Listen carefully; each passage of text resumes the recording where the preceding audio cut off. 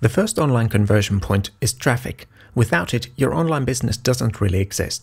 But traffic optimization isn't just about getting traffic, it's about getting the right kind of traffic, directing it to the right offers, and only then getting more of it. Ideally, you direct all your visitors straight to targeted offers. In other words, you build landing pages that are meant for specific first-time visitors and showcase the things that convince those visitors to join your email list. In this video, we'll look at 2 landing pages that are meant for that and see how they could increase their conversion. We'll also look at one blog post that attracts a lot of first-time visitors and what would increase that page's conversion. The first landing page is in a blog called Too Darn Happy. The page starts with a good headline. A question that asks the right thing is often a really strong headline, and the sub-headline, which makes a clear promise, works just as well. The rest of the page isn't quite as good. It is better than average, but there are a few problems. The main problem of the page is that it isn't concise and it doesn't get to the real value fast enough. In other words, many things are said twice, though they aren't very persuasive, and the first opt-in form comes so early on the page that you don't even know what's the main offer of the page at that point. Instead of going through every element separately, I'll show what I do with the page. I wouldn't consider this ready, but it shows the principles the original is missing. The most obvious difference is that it's clear on the value it offers. You'll see the picture of the ebook immediately, and the title of the ebook is clear as its color is stronger and it's written with a larger font. You could add some arrows around the opt-in form to draw attention to it, and all the text would benefit from some revising, but compared to the original, this page makes it easy for the reader to understand what the page and the offer is about and why they should give their email addresses. Next, we'll look at a landing page for Prince Heron Communications. The main problem is the same as with the previous example. The structure isn't clear.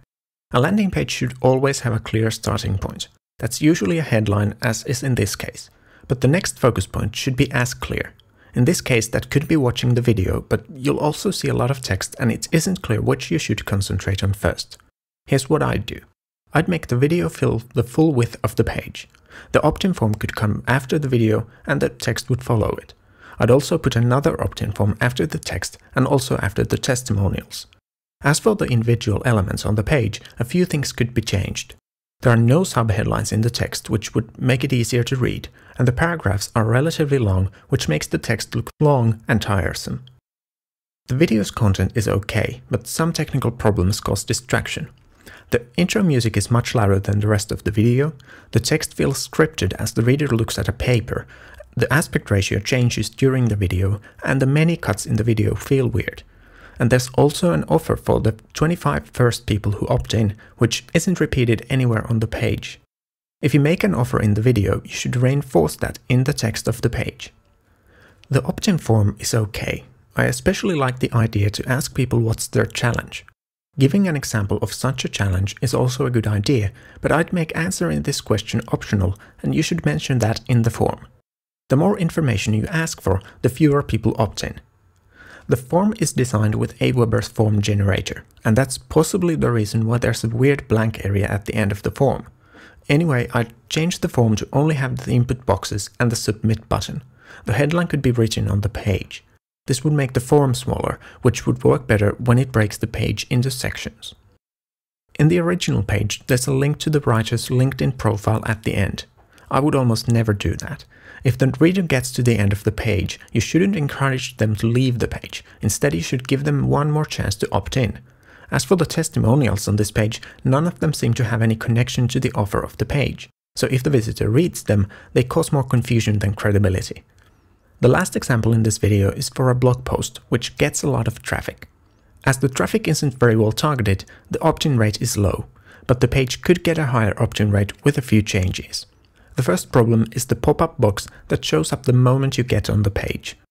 Pop-ups can still work even though some people are saying otherwise.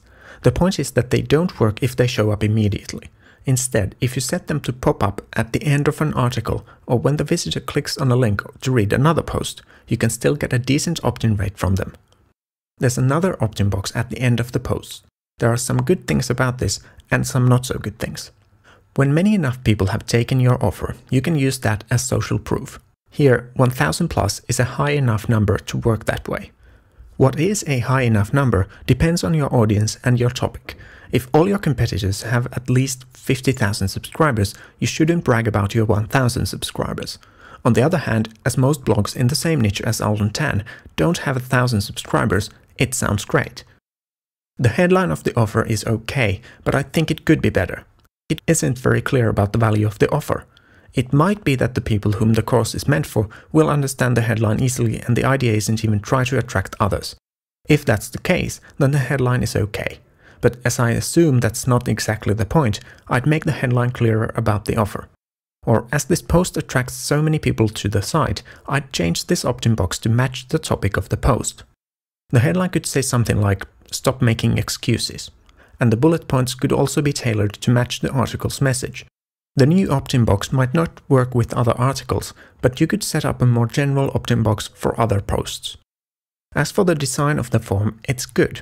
I think the name and email boxes could be narrower but higher, and the submit button could be bigger, and its color should be clearly different from the background. But overall, the form is very clear and the changes could be quite small. What we've been talking about now is a small part of the second online conversion point, leading people into your sales funnels. If you want to make your marketing system's all 5 conversion points work, check out my free video course that goes into details of all the points. You'll also immediately get, as a free bonus, the ebook 101 Headline Formulas, which helps you capture attention and get your message read to the end, and the landing page checklist that explains the 11 most important keys to high conversion. My name is Peter Sundin. I help businesses convert more visitors to subscribers and more subscribers to customers. I hope this video was helpful to you. If you have any questions about it, please leave a comment or send me an email.